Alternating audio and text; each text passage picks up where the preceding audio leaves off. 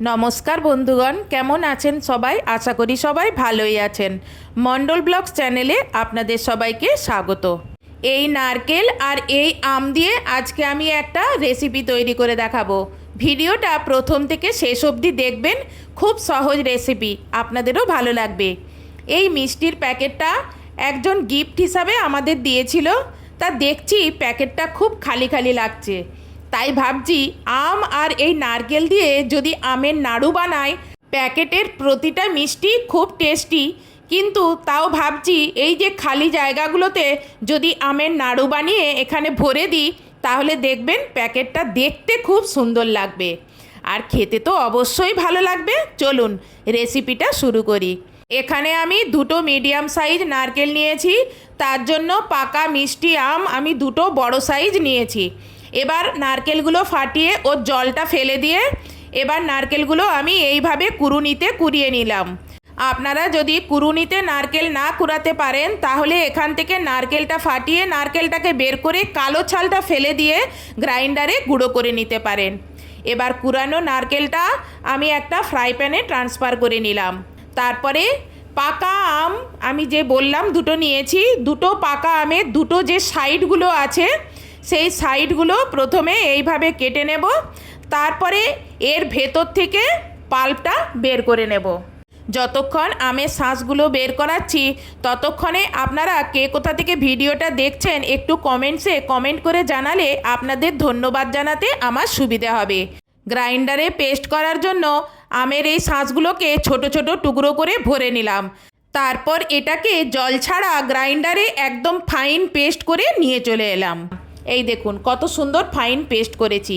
এবার কোরানো নারকেলে পছন্দ মতন চিনি দিলাম আর 3-4টে এলাচ আমি এখানে ছাড়িয়ে দিয়ে দিলাম। আপনারা এলাচটা গুঁড়ো করেও দিয়ে দিতে পারেন, কারণ আমে অনেক মিষ্টি আছে। আমের মিষ্টি দেখে আপনারা পছন্দ মতন চিনিটা দেবেন। এবার এটাকে নিয়ে গিয়ে গ্যাসে বসিয়ে দিলাম।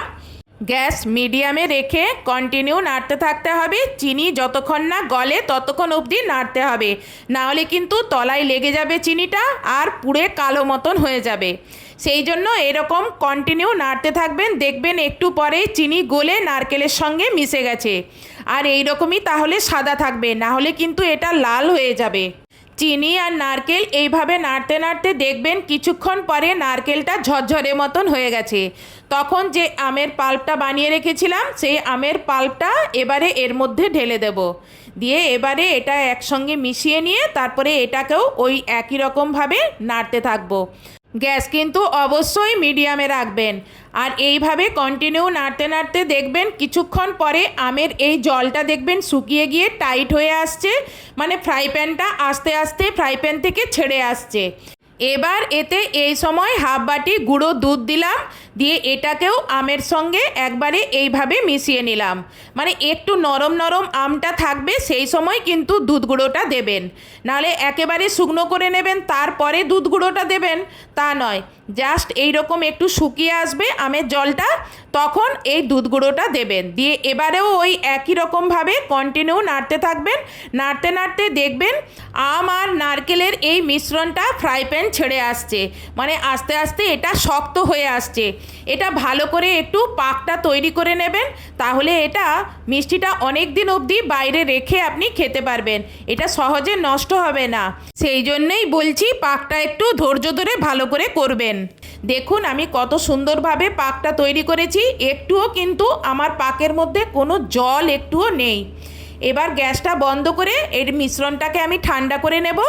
তারপর এখান থেকে অল্প অল্প একটু পোর্শন নিয়ে ছোট ছোট লাড্ডু বানিয়ে আর এইভাবে প্লেটের মধ্যে রেখে দেব।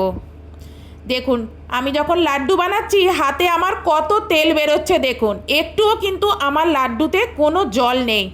একবারে নারকেলের তেল যে আছে, নারকেল থেকে যে তেল হয় সেই তেলটা বেরিয়ে চলে আসছে।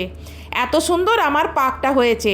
এই রকমভাবে আপনারাও পাকটা করবেন, দেখবেন এই মিষ্টিটা অনেক দিন অবধি ভালো থাকবে। এবার এই মিষ্টিটাকে আপনারা ডেসিকেটেড কোকোনাটে গড়িয়ে নেবেন। এবার লাড্ডুটাকে আপনি আপনার পছন্দ মতন সাজাতে পারেন। আমি এখানে রূপোর স্তবক বলে সেই স্তবক ওপরে একটু একটু করে দিয়ে দিলাম আর পেস্তা বাদাম মিহি করে কুচি করে নিয়েছি। সেই পেস্তা বাদাম ওপরে একটু একটু করে দিয়ে দিলাম। দেখুন দেখতে কত সুন্দর লাগছে। আর প্রতিটা লাড্ডুর ওপরে এক একটা কেশর ধাগাও দিয়ে দিয়েছি। দেখুন দেখতে কত সুন্দর লাগছে, মনে হচ্ছে যেন বাজার থেকে কিনে আনা লাড্ডু। আজকের এই ভিডিওটা আপনার যদি ভালো লেগে থাকে তাহলে ভিডিওতে লাইক, কমেন্টস এবং শেয়ার করবেন। আর চ্যানেলে যদি নতুন হন তাহলে চ্যানেলটি সাবস্ক্রাইব করবেন।